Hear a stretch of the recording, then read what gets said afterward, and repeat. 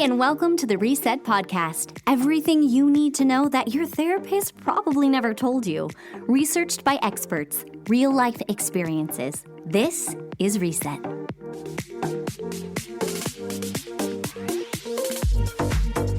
you know that you are very blessed.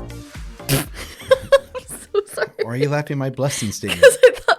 Listen. I thought it was going to be followed up with because you're married to me. No. Well, yes, it's part of it. You know that you're blessed because you had a great mother-in-law. Oh, the best. Which means I had a great mom. Yep. Who you and I both know one word to describe her would probably be wise. Yeah. And the best part about her legacy that she left behind was a stack of probably 100 note cards that she gave me of all of her go-to wisdoms. And it's funny because that's I go through them. I'm like, this is my childhood that she was teaching me. And one of them was the word sanity. And my God, we definitely need some sanity in our life these days. Yeah, because when I first saw it, I thought it said satanic. That's right. You did. You looked at the card, the note card that my mom wrote out, and it said, you thought it said satanic. I'm like, what are you talking about? I thought maybe it was like a warning. Like, this is how you know something is satanic. Can you imagine that this super spiritual religious woman? No, I'm saying I thought it was like a warning, like how to know if something is satanic. And then I had to look again, and I was like, oh, it says sanity. So obviously, I don't have a lot of that. It says sanity. Maybe my mom created this. Maybe she. I do know is she used this stuff a lot when it came to her counseling and helping others, counseling others, and that kind of stuff. And I thought. So anyway, it reminded me of my childhood when things were going a little bit wacky, as it does in any teenager's life, and you need some sanity in your life. And so I think it's great to just kind of share some wisdom from good old Patty J. That sanity is actually an acronym. Yeah. And share it with the people. 100%. So the S, take notes, people. The S stands for stop enabling, stop blaming yourself, and start doing. Oh, so 3 S's. The three S's. 2 stops and a start. Ooh. But it was interesting because I like this one because how many times when we're in a hard time, difficult time, we have some thoughts that are very enabling to keep us in the same rut. So it could be in the wrong relationship, or if it could be about being in the wrong job or whatever it may be. Or we start blaming. I remember someone said either you blame or you complain or you could claim. And I think this is the first step of sanity. It's like, which one do you want to do? Stop the blaming, stop the complaining, and start doing. The second part of the sanity, all I can think about right now is satanic for some reason. So I don't know why. I'm sorry.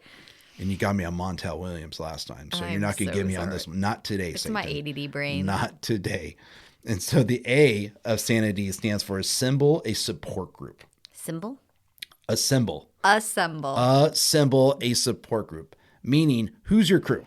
Who's your crew? Who's the people that are going to get you through this? Who's your tribe that you could turn to, contact, call, ask the hard questions, get the hard answers?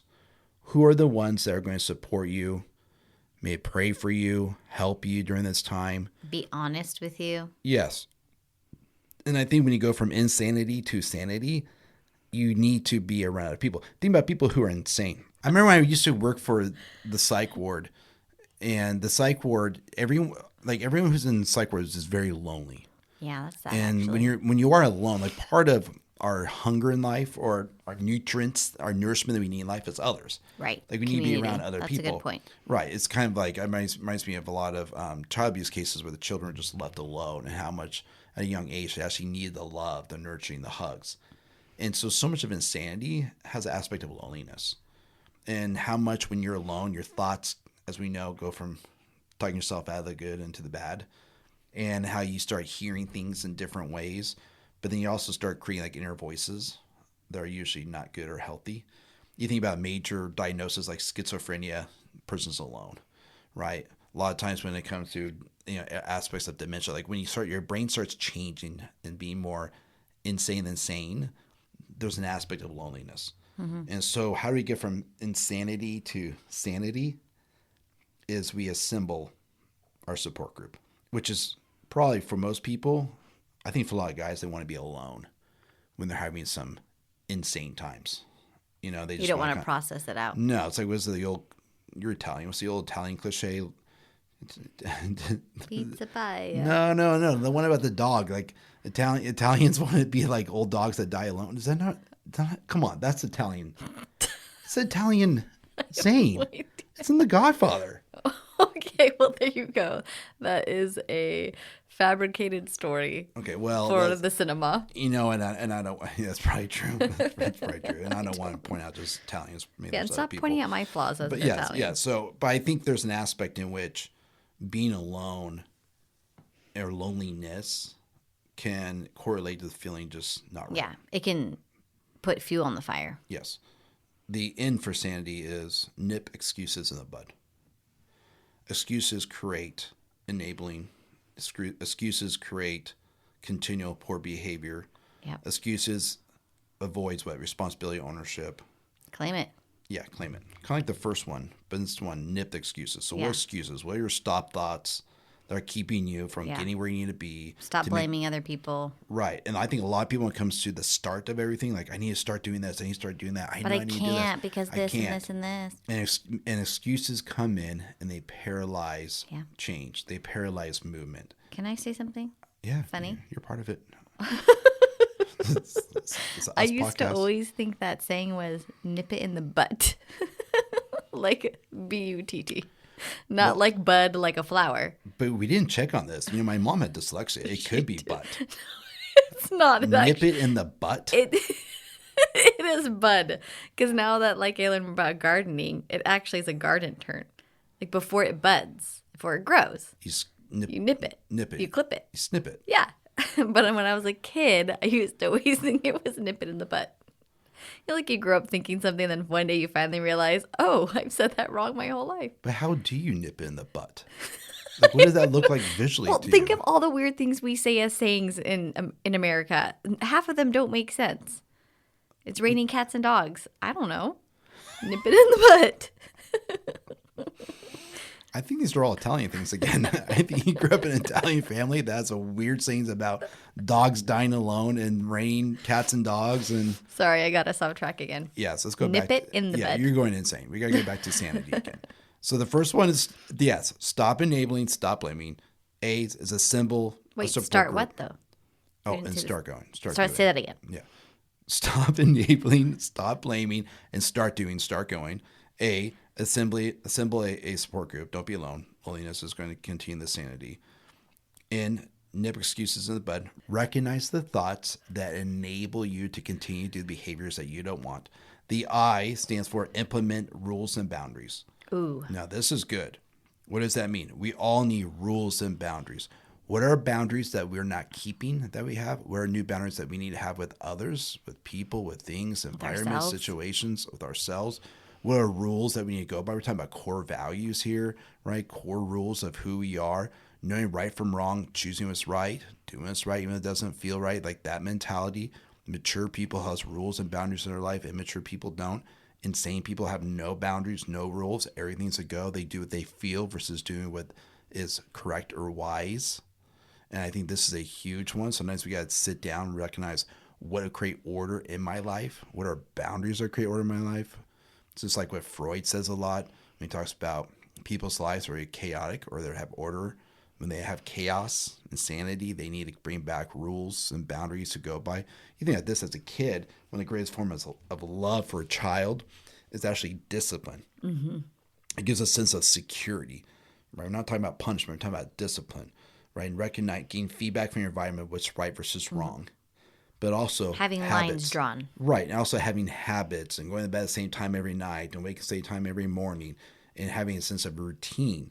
Right. Those are just simple rules that gives us a sense of security in life. This is the part of our show where we talk about our opinions on the things that we observe. Observe and then respond. Don't worry, you cannot be wrong. It's all about the way that your mind works. Observation feedback. If you want to have one of the best times of your life, you need to go watch kids learning how to snowboard or ski. Like, the area and the mountain. Hill. Yes. Is that what's called still the Bunny Hill? I don't know if it's still called that. The beginners, where all the lessons are.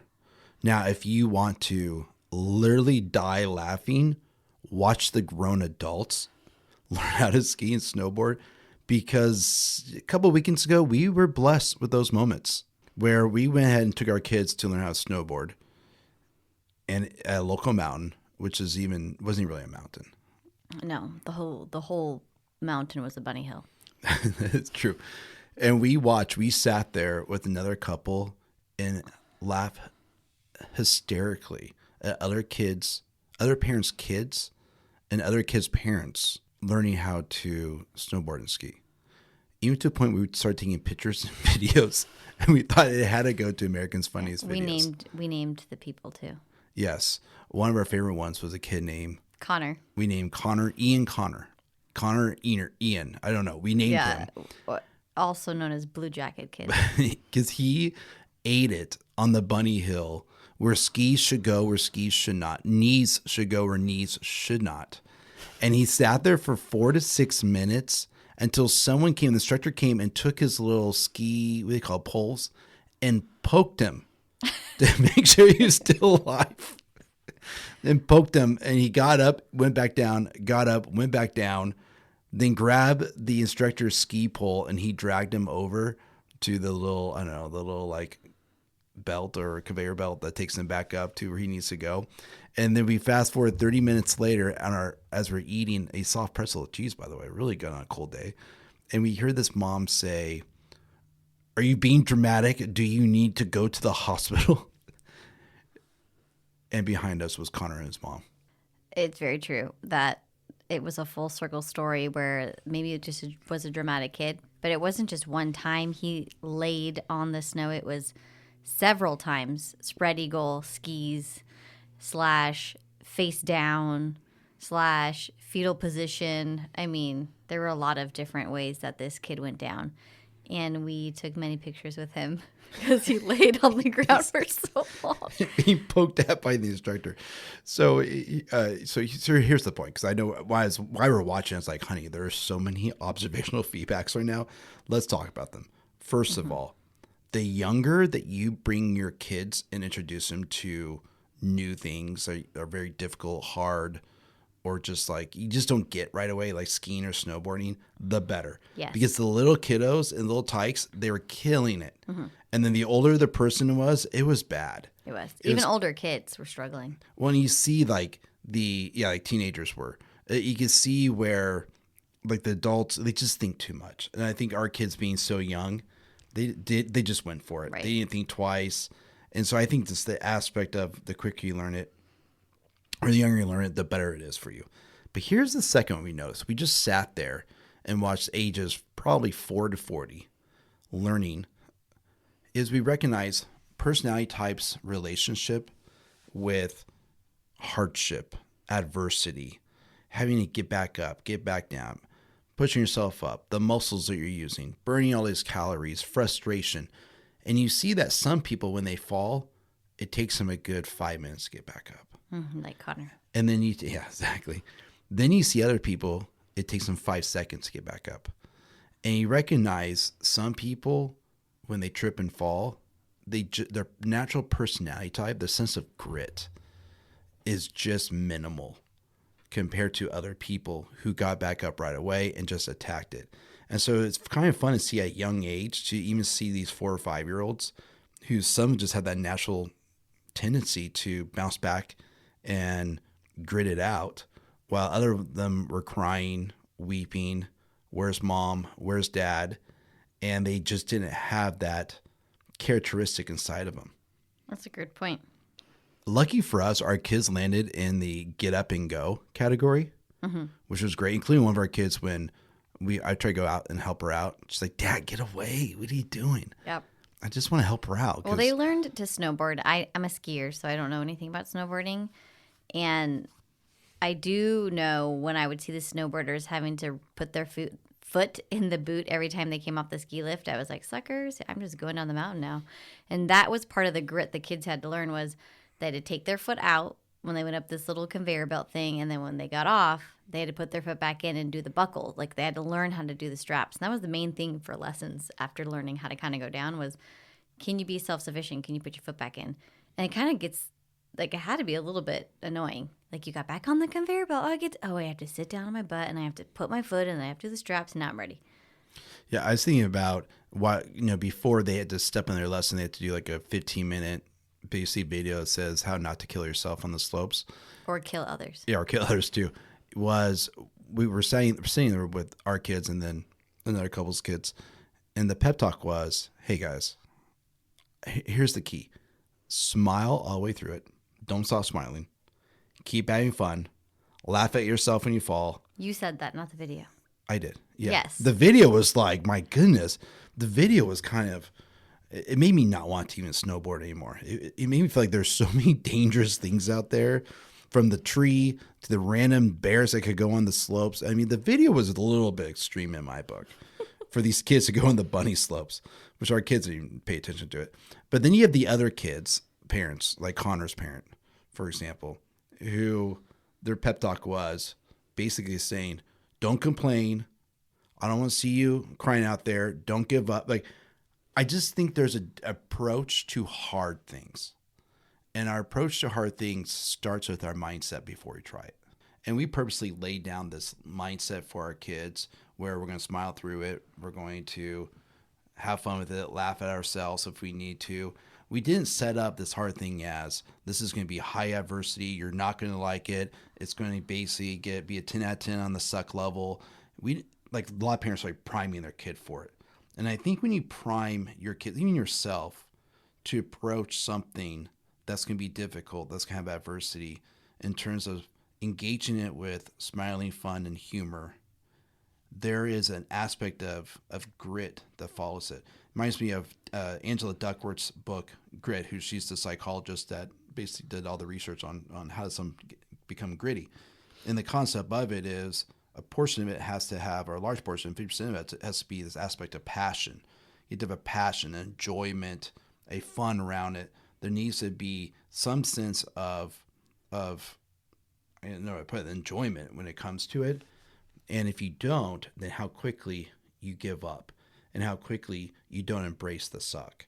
And so just like when it comes to anything else, I think about when it comes to, if it's hardship, when it comes to doing, like our kid doing a project, like when we start having fun about it and start creating some either comedy around it or start embracing with a different affect around it, then what happens is they seem to endure it, especially endure it longer. And I think that weekend, going back-to-back days and watching the pep talks from parents, watching different people of all ages embrace the suck, was actually a lot of fun to watch and to actually keep in our videos and highlights. So when we feel sad some days, we will look at Connor being poked at by the ski instructor to make sure he's still alive.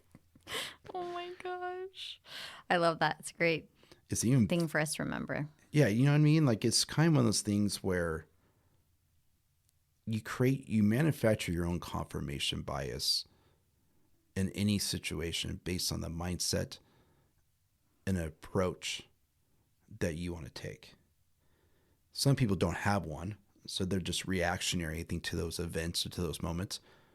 And then there's people who I consider to be wise, who actually are intentional with their approach, intentional when it comes to leaning into something that may be hard or difficult.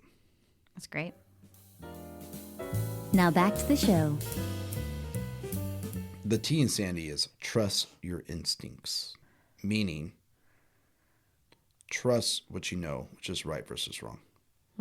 Listen to your gut. That's a good way to explain that, because I think a lot of people could be like, trust my instinct, listen to my gut. Again, going back to what I feel in the moment, but that's not what that means. No, I think trust your instinct goes around what do you feel and believe, may not feel. That's what I'm saying. Like, trust your instincts, especially in this generation right now, could go a way we don't really intend for it to. Here's how I clarify instincts to me, is your instincts is not what you think, it's what you believe. And so when I talk about I think this is a good idea versus it comes from a place of I believe it's a good idea, belief comes from, I feel like, past memories, past moments, past experiences, past imparting information from others, past wisdom I've been taught and learned.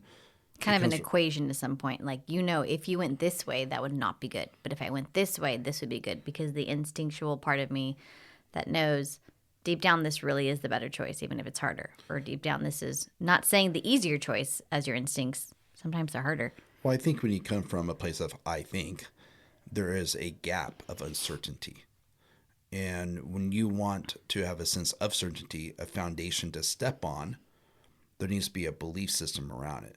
And believing in your instincts, I think your instincts is the core of who you are, that you have, that you're able to draw from. Mm-hmm. Now, the A in Sanity was a symbol, your support group. I think this is when the support group comes in. Mm-hmm. They can remind you of who you are, what you've done, where you've been.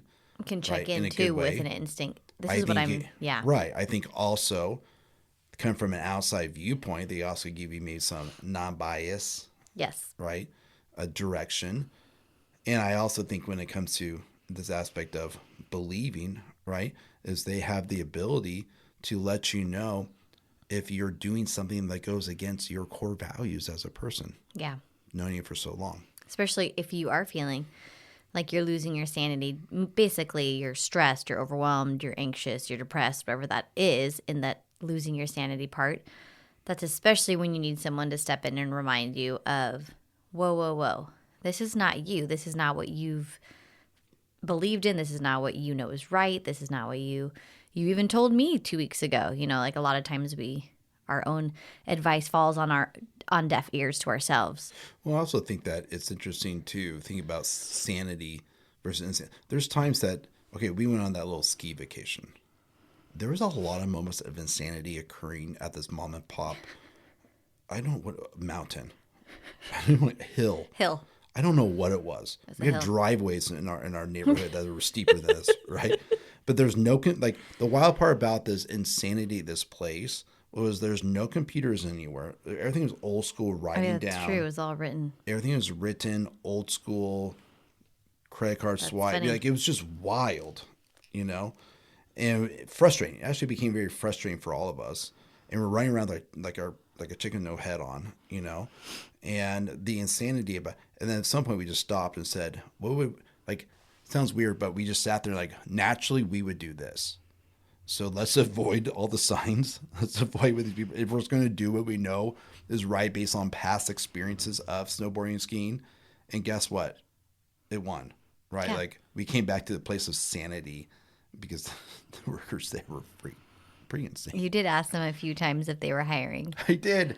I just feel like if I'm going to take a vacation and these people don't know what they're doing, I had to ask the person, "Are you hiring?" It's such a three of you. And she looked at me and was like, "Do you really want a job?"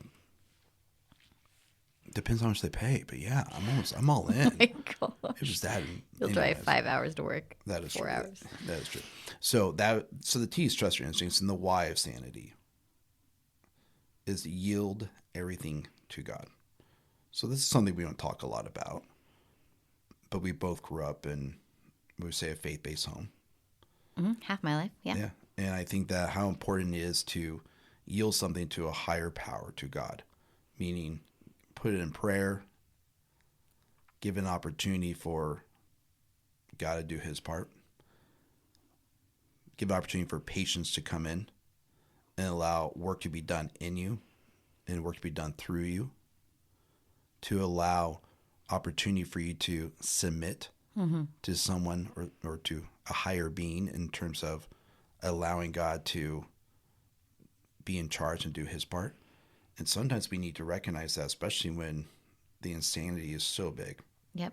Release. You need to just release it sometimes and realize you can only do so much.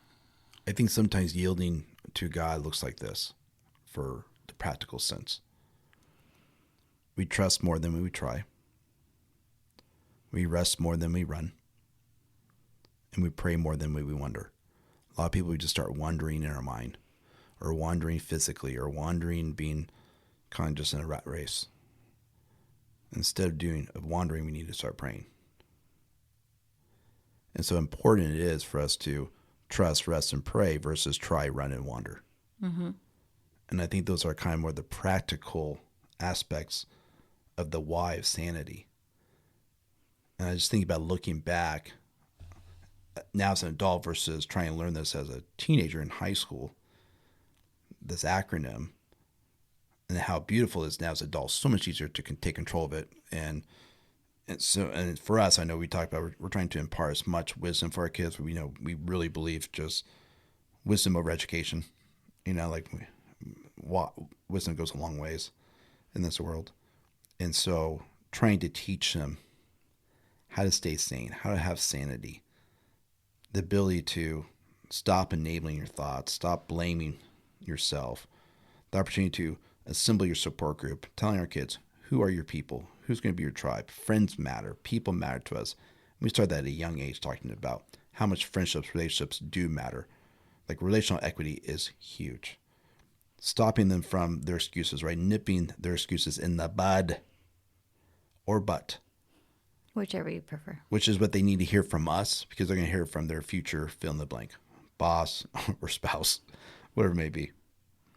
To have them implement rules and boundaries, recognizing, I would tell them a lot, listen to your body. If you're tired, take a nap. If you're full, stop eating. Practical stuff, starting at a young age. And then leads into other things. It comes to their personality type. You're more of an introvert. Are you feeling tired and exhausted? Maybe you need to tell your friend, I'm done playing right now. I'm going to take a rest, or have your own time. To, if it's just having your own rules, like if you stay up too late, you get a little cranky. So maybe you go to bed earlier. Aspect of trusting their instincts. We always tell them, hey, bud, just trust who you are, trust what you want to do, learn to find that voice in your head is the right voice to listen to. Worst case scenario, err on what your mom and dad has taught you or what we have modeled for you, and then yield to that higher power, yield to God, learn to trust and rest and pray in those moments where you feel things are chaotic, things are a little insane. Thank you for listening to the Reset Podcast. We're so glad you're here. If you enjoyed this episode, take a minute before moving on with your day and text a link to a friend, someone that you think would benefit from hearing it as well. We coach individuals, athletes, couples, and teams to overcome mental barriers that are holding them back from reaching their maximum potential. If that sounds like you can find out all about working with us, as well as our virtual group coaching at theresetgroup.com. We would love to connect with you on social media, so be sure to follow us on Facebook, Instagram, or TikTok at The Reset Group. See you next time.